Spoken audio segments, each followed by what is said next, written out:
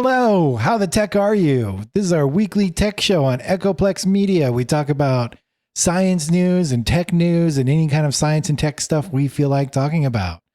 I am historian Matt, and I don't really have a specific subtopic. I talk about all sorts of science and tech stuff, just whatever I feel like is pretty interesting in the news for the week. And I got a couple of interesting ones, I think. Obviously, but the first one, my first story is carbon offsets overstate impact. If you've been following any green technology and stuff like that, you've probably heard some stuff, but there's a new study out that I'll go into detail on. And the second one I thought was a kind of a funny one, and that's the Zoom CEO thinks Zoom is bad for building trust. So HK is out on an adventure this week, like he often does every other week.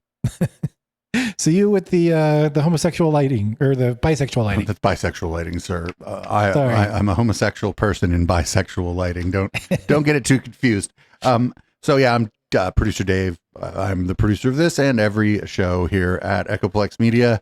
I have two stories. One is the billionaires are trying to do a feudalism again. And then the Tesla full self-driving demo for version 12 did not go so great. So take it away, Matt. All right. First story, carbon offsets overstate impact. So basically there was a study of 26 carbon offset projects that claimed to slow the rate of deforestation in 6 countries on 3 different continents. Yeah. And the study found that a majority of the projects did not actually slow deforestation. And of the few projects that actually did slow deforestation, the effect wasn't as great as they claimed. The 6 countries are Cambodia, Colombia, Democratic Republic of Congo, Peru, Tanzania, and Zambia. 8 of the 26 only 8 of the 26 of projects showed any evidence of reducing deforestation. So only 8 of them are mildly effective, while only 18 of the 26 projects actually had sufficient data to probably evaluate them, which is a big problem in and of itself. But overall, the projects were claiming that they would generate 89 million carbon offsets. I don't exactly know what counts as a carbon offset. I don't know if that's tons of carbon or not, but those are, some standard unit somewhere that I didn't look up in time that, is used to, for companies to offset carbon if they're big polluters. But so they claimed 89 million, but in actuality, what the study could find, and they were apparently being pretty generous, only about 5.4 million carbon offsets could actually be associated with the projects. And so that's what I got. So basically, carbon offsets don't really work. What do you think, Dave? I mean, I think that a lot of environmentalists have been saying this for a while, that this is basically a way for people to sort of shirk responsibility for actually doing something about our environmental problems by basically engaging in what, I would consider just to be like a carbon scam or like a carbon Ponzi scheme. It's greenwashing, right? Yeah. Where you're trying to look more green, more environmentally friendly than you actually are. It bugs me probably more than anything, because it's one of the easiest ways for companies to actually try to do something. It's just totally not effective. I think a lot of these companies that are buying carbon offsets, they are trying to do it for a good reason, right? I don't think all of them are just complete scams.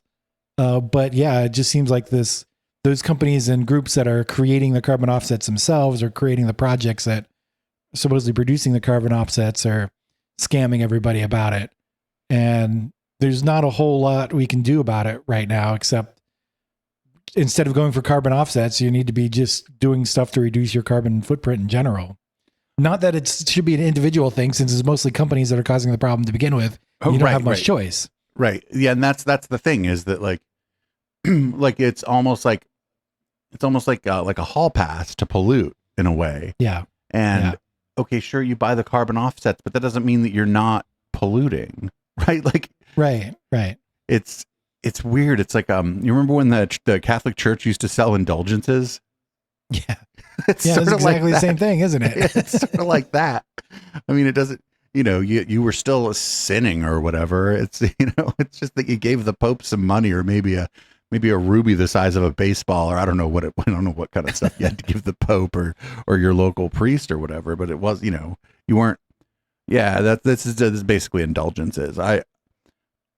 This is all like a result of, I think a lot of people, it's not that they don't believe this is happening, it's that they don't believe that they should have to sacrifice anything, and the least of all profit. And so instead of taking measures that would possibly negatively impact your the company's bottom line more than just paying this carbon offset, they just pay the carbon offset. But I don't know if this is by design, or if this, if everybody kind of like wink, wink, nod, nod kind of knew, or I think it's just, bad capitalism, right? Yeah. We've made this market out of nowhere of creating carbon offsets, and people I don't know how cynical they are about it, but they're just trying to create carbon offsets the cheapest way they can. And it just ended up not being effective. Yeah. I bet there was a little bit of wink, wink, nod, nod, nudge, nudge going on in all this. Maybe not everybody, but I bet there was some. I bet there were definitely people that were like, yeah, sure. Okay. Yeah. We're offsetting our carbon through this thing that we're doing. People aren't stupid. Yeah. Or at least not everyone is. Yeah. So I don't remember where I saw this before, because I've been following kind of green technology in general, and particularly carbon offsets. And there's some video that I've watched in the past that talked about these carbon offsets and have mentioned that they don't work. This news in this particular week was specifically that this study came out about it, proving supporting what a lot of people have said. But they're like, these other documentaries that I've seen, they're like, carbon offsets, sometimes they actually work, but the ones that actually work are the really expensive ones that nobody wants to pay for because they're expensive, So they go to these like other countries. Usually the ones that don't work are the ones that are in these, developing countries, where it's really hard to track what's actually happening. Now that might be by design, not the fact that it's hard, not the fact that it's hard to track things in these countries. That's not what's by design. It's that like, oh, a little harder to track things over here. Let's it's the same reason that, mining happens in countries where things are a little harder to track. The same reason basically a lot of nasty stuff happens in countries where things are a little harder to track. And it totally sucks for the people in those countries. Like, yeah. So yeah, no surprise here. This is just one study though, but I imagine we're going to see other studies giving similar results here, because this sounds like exactly. I hadn't thought about this much, but if somebody said, "Hey, there's a study that came out about carbon offsets," I'd have been like, "Oh, how bad is it?" Damage report. Yeah, exactly. I wouldn't be like, "Oh, really? How great are they? Or have we saved the planet yet?" Yeah. I mean, I hope that something is done about it and things are adjusted. Like, I mean, they could still be making carbon offsets, but like, obviously they need to adjust it so that it's, 1/10 of what they claim, to be even close to what is actually happening. But I'm not holding my breath. I don't think that's really going to happen. Yeah. I don't know. I'd be interested to see like, 2 or 3 more studies come out and see like what they all agree on. And maybe the next study will be like, well, this is actually worse, or, this one isn't as bad. We'll see, but there's definitely going to be more on this coming out. So, what do you got next? Okay. So my second story is, kind of a funny one. It's a short, quick one, but, came out this week in a leaked audio that Zoom CEO thinks that Zoom is bad for building trust. So Zoom, the company, specifically decided to require some of its employees to return to the office. It's actually almost all of their employees to return to the office for at least some part of the time. And in this leaked audio, the Zoom CEO, Eric Yuan, said, quote, remote work didn't allow people to build as much trust or be as innovative, which is kind of the opposite of what you would expect from Zoom, from a Zoom CEO who, like, Zoom, the video company, like, they really grew really fast, rapidly became really big during the pandemic as everybody stayed home and used video conferencing software like Zoom to talk to each other. But it looks like Zoom is not interested in their own product anymore. And Zoom will require all employees to live within 50 miles of an office and show up in person at least 2 days a week. I don't have to worry about that. I'm always on video call from Florida here. But what do you think, Dave? Yeah, I mean, what I was reading and what I noticed myself being like on remote for, this is work, right? Like, yeah, I mean, HTTAY is obviously bringing in the big bucks for me. So, but what I do notice is that, like, for example, if I have, let's say, we'll say the Wednesday show, right? If HK came to visit and was across the room from me and we were doing the same show, what I notice is that my cognitive load is lower, right? That I'm able to focus more on what I'm doing because it's not so much that I have to focus on the call anymore, because the system that we use, Video Ninja's smooth now. It's like you're in the room, except that you're not.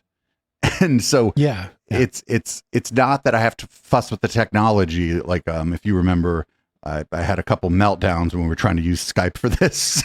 Just freaked the fuck out.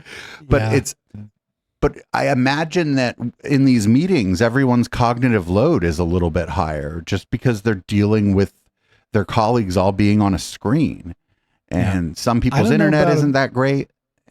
As much about that, or, maybe some people, like the people running the meetings, are going to have a higher cognitive load, while other people are just checked out, right? Well, I think they're not as engaged in a video conference. Well, I think that those are the same problem, though, because the people who check out, it's not like they're like, oh, because it's not like they're like, I don't want to do my job. It's like, I don't want to deal with the cognitive load of trying to focus on this meeting, even if they're not thinking about it that way. I think that there's some of that, because these are, mostly professional people, right? So they clearly want to be at their job and do their work. But I think they just want to do their work and be left alone. I don't think they want to be on all these meetings. And I think the meetings work a lot better in person than they do on these, over a call. Like, I've I'm doing consulting for a couple bands now, trying to help them get their footprint outside of the Bay Area. And when I've had meetings with them in person, it's just a lot more gets done. Even though we're like, going to a coffee shop, maybe smoking a joint or whatever, we're socializing a little bit too, and more than we would over the video call. But it just seems like more gets done. Seems like we're able to work together on things a little bit more, and I think that it just kind of depends on what your job is. If your job is a job where you only have to have like a meeting once a month, it might be better to do that meeting in person, because you're only doing the meeting once a month. If you got meetings all the time, I don't know. I mean, I guess you're just going to have to learn to deal with Zoom, because even if you're in the office, that doesn't mean that you're not going to have people on remote for some of the meetings, some of the time. And so I just know that it's a mess, and that it sucks, and that I don't know about building trust. I guess, like, if you don't know someone and you never actually worked with them, and you've only ever worked with them on Zoom, I could see where, you're maybe not going to have the same trust as if you like get lunch together. They're over in the next cubicle to yours, or, the next office to yours, if you're fortunate enough to have your own office. And I could see that, but it seems to me that it's not just that. It's the experience of it can be frustrating. And I think that as you said, it causes some people to check out. Like if there's someone who's on a half a second delay and every time you start talking, they talk over you because they don't, you're just going to be like, well, screw it. Yeah. You're going to kick back and listen to everybody else try to talk with this person talking over them. You're not really checked out. It's that you've given up. Right. Yeah. And so, yeah, I mean, I can see it, and these things have their place. I think the other thing that I personally don't like about Zoom is that it just seems, I don't know, like there's a like a real difference between a video call with a few people on Zoom and, for example, Discord, right? Yeah. I think the Discord is the better experience because it's like just the colors of the application and everything. It's just like more pleasant. Yeah. And well, I mean, Zoom, it looks like you're at work. Well, yeah. I mean, there's kind of an advantage to that for feeling more professional. I don't know. I feel like Discord is something completely different though, but whatever. Yeah. But I mean, once you get in a group call, it's doing the same thing, right? Yeah. Well, much. I also think Discord missed a huge opportunity to just like reskin and rebrand their software. Like, yeah. But that's not what we're talking about. Yeah, and I think maybe other people have other reasons that they don't necessarily like having everybody on remote. Mine is definitely like cognitive load. As soon as that delay kicks in, it's just real tough, especially if you're the one conducting the meeting, trying to get everybody in and trying to not have anybody feel like they're getting stepped on, because the person that's on the delay isn't trying to step on you. Yeah. They may not even be aware that they're on the delay. So yeah, that all makes a lot of sense. I mean, I guess there's an irony that it's Zoom, but I mean, they still have to get work done. Yeah. Yeah. I thought it was funny. That it was A, Zoom, and B, the Zoom CEO who had been selling, use Zoom so you don't have to actually meet in person. But yeah. There was this thing going around Facebook, like, there's a picture of like the Zoom building, and it's like with the words above it, like, why do they have an office? Yeah, exactly. It's like, well, because they got to build the software somewhere. All right. Which reminds me, I think Economics Explained, I think that was the YouTube video that channel that had it, did a video on why all these companies are requiring people to come back to the office. May not be exactly what you think it is. He does a pretty good job explaining what's going on, but I thought that was a good video for anybody who's interested in that sort of thing. And I'm sure it applies to Zoom as well. Part of it is just that all these companies bought or renting or leasing office buildings and they're not being used. And it's like one of the dumbest reasons to bring people back in, but they still do it. But there's other reasons too. And I mean, if you're leasing the office, you may as well use it. Yeah. Or you could stop leasing the office, but but then after you have everybody come back to work. Okay, now work from home, and then you find another great deal on some office space. All right, everybody move to Baton Rouge, or like what? I mean, it's just, you know what I mean? Like at some point, you're, if you keep the pandemic was one thing, but if you everybody come back and then your lease is up in 8 months and you send them back home again, people aren't going to like that either. You know what I'm saying? Yeah. People are going to hate that too. So. It is what it is, but it is funny, I guess, that Zoom's doing this, but it's, it's not surprising, and their software sucks. So, I don't know if I would say that, but because I do use it for other stuff weekly, but it does have some issues. Yeah. Anyway, that's just my opinion. This is not the opinion of the entire. Actually, screw it. That's the opinion of the entire network, because I'm the one who pays for everything. Matt's the one going against the entire network here. Sorry, I'm a little tired and punchy today. Fair enough. All right, I guess it's my turn. I got a couple. Well, the first, actually, I think they're both kind of funny. The first one is, if you remember when Peter Thiel wanted to build that island, he wanted to like seastead. Oops, that didn't he work. had so many schemes like that. I don't even remember the specific island one. So I think he was also in the deal to try to get like cruise ships to park near Silicon Valley, but just far enough offshore to be like their own country kind of thing. In international waters. Yeah. So we have founder is a former Goldman Sachs trader. I'm going to ruin this name, Jean Sramick, along with the LinkedIn co-founder Reid Hoffman, Mark Andreessen, venture capitalist Michael Mortis, and Powell Jobs, Steve Jobs' former wife. They want to buy they're buying up a bunch of property in the north end of San Pablo Bay in Solano County, near-ish Travis Air Force Base. The Fairfield mayor, Catherine Moy, has been posting about the previously mysterious land grab for years on Facebook. Flannery Group, which is the front company for all this, has sued some local landowners for allegedly colluding to boost buy prices for property in the area. And company towns are nothing new, but this one would certainly be a new kind of dystopia, I think, based on Mark Andreessen. Yeah. Are they trying to make some sort of like libertarian dystopia city? What people... So this is right outside of the core of the Bay Area, right? So yeah. What the speculation seems to be is that they're trying to basically build a second Silicon Valley, a smaller one out there where everything's kind of self-enclosed with like housing and like maybe startups or, maybe more established businesses will go out there. And there's ways in which that's kind of interesting because it's like central planning of a new city, which is good. But there's ways in which it's terrifying because it's a bunch of venture capitalists. And so I don't really think that they're going to be centrally planning it like in a way that maybe a more benevolent group of people, and by that I just mean anyone actually would anybody else, just anyone else would do it.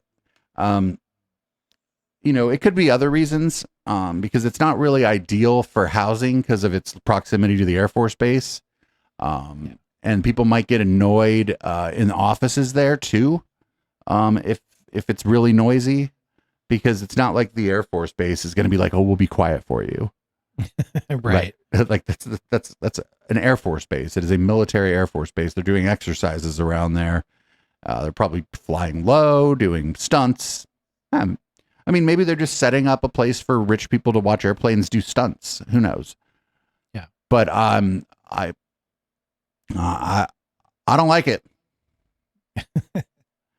So I joke about libertarian dystopias, but I feel like I've really like experienced it because I know I've mentioned a few times I play the game Eve online, and it's definitely run by a bunch of libertarians. But even in that game, they put in stuff that it's not quite completely, every person for themselves. Eve supposedly stands for everyone versus everyone. But yeah, there's like, it really kind of sucks, especially if you're a new player, which is what everybody in other, if you're not a libertarian, that's one of the things you really complain about libertarianism is like, yeah, if you're one of the people who are lucky to have lots of money, you're great. But if you're coming with nothing into a libertarian society, you're screwed. Right. You might get shot.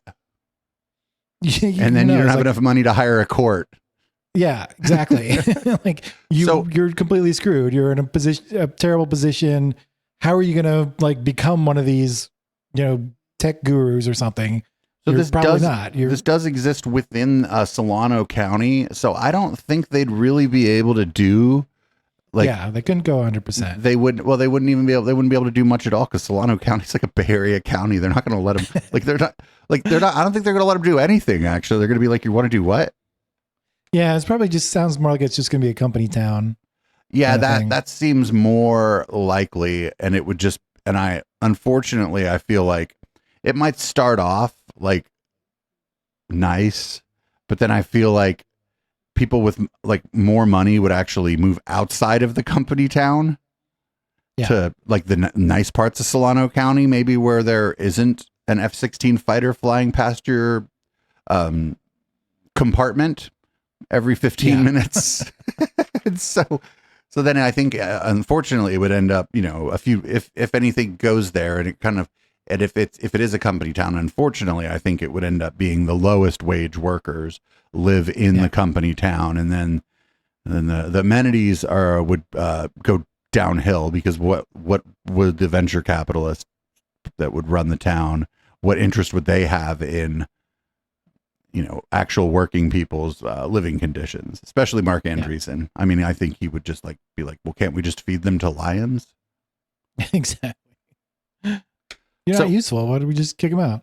Yeah. But I mean, that was the thing with I think it was a cruise ship they're trying to, or it might have been a freighter even, I don't know.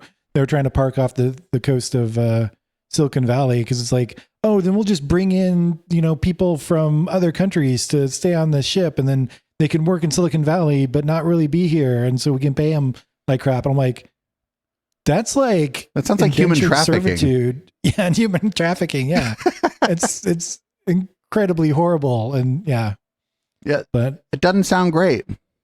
Yeah, sounds like slavery. Exactly. Almost as bad as the Free Winds, the Scientology boat. Yeah. Or maybe Peter Thiel saw the Free Winds and he was like, hold my Phaeton. Exactly. Anyway, I got one more here. This one's pretty funny. So we got Tesla's full self-driving 12 demo didn't go so great. As you can imagine, one Mr. Elron Musk, something like that, live streamed his self-driving experience from a car that he was supposedly operating, which violates Tesla's rules for its, when you get the car, it says you need to be paying attention. Also breaks California law and probably a handful of local laws. But whatever. Those laws are for other people. The vehicle tried to run a red light, forcing Musk to take control. And then Musk Googled Mark Zuckerberg's address, and it was visible on screen during the video, which would get Apartheid Clyde kicked off of his own website for doxing if he didn't own it. Yeah. So he'd get X'd off of X. Yeah, he'd get X'd off of X. So just bad all around. I mean, you can't, in California, you can't do that. You cannot. Yeah. I mean, all kinds of conspiracy theorists do. We watch them all the time, and they're not all in California, but wouldn't it have been great if he got pulled over? Yeah. What was the, say what car he's driving? Model? It didn't, okay. Let's see. I would imagine, for this, wouldn't they just use like one of their existing cars, like the probably just the regular sedan, right? The Model S would be the one they'd use. Or the Model S is not a regular sedan; it's the high-end sedan. Oh, versus the Model 3, which would be the more regular. He wouldn't be in the cheap one. Yeah, the 3 is the cheap one, definitely. Yeah, he'd be. It's probably the S, is my guess. But full disclosure, I do own a Tesla. I have the Model Y.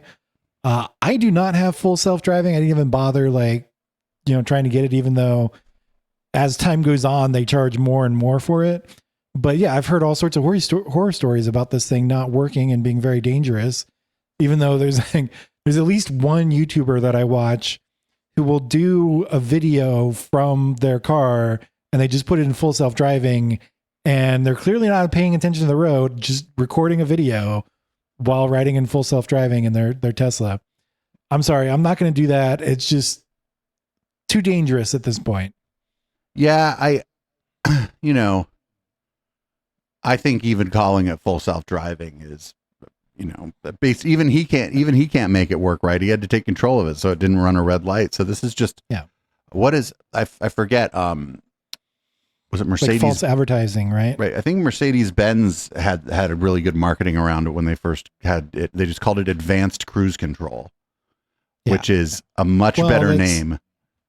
It's a better name, but it's almost different kind of thing, right? Because that's when you're, cruising speed and you put it into advanced cruising speed. It does more stuff, but it's not what full self-driving is trying to do, which is driving around a city where taking, paying attention to stop signs and lights and other cars not necessarily going in the same direction as you.